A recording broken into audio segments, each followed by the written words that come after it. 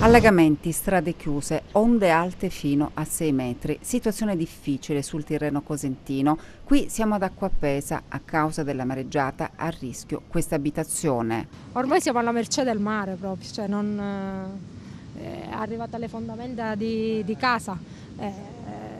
Cioè, dopo la mareggiata del 21 marzo di quest'anno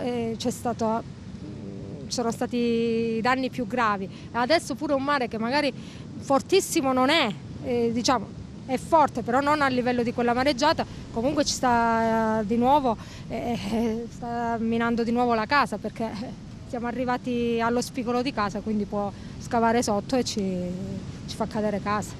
C'è davvero tanta paura, però voi abitate qui da una vita. Sì, questi sono i sacrifici di mio padre, che purtroppo non c'è più. Mia mamma, che ha 75 anni, non se ne vuole venire, lei ci ha abitato sempre.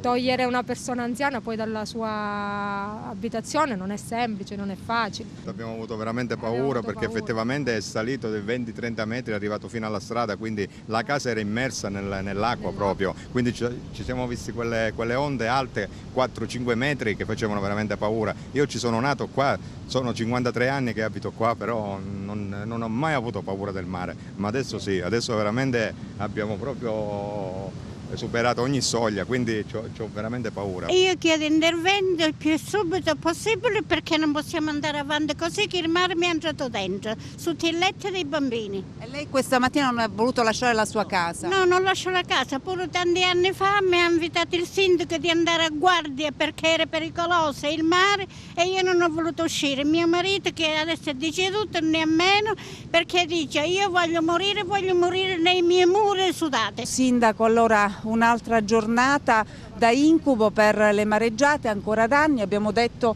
il lungomare ancora una volta chiuso, ma è qui che è la situazione di maggiore pericolo. Ormai da noi è un rito che si ripete, l'anno scorso sono state 10 mareggiate, poi è stata l'11ª che ha asfaltato tutto. Io la cosa di cui mi sono preoccupato subito, al di là dei danni che si sono registrati, è che le difese nostre il 21 marzo sono state completamente distrutte. Ed oggi ne vediamo l'effetto, perché proprio qui c'è la scogliera che difendeva questa zona che, non essendo stata riparata, ha consentito il procurare di questi danni.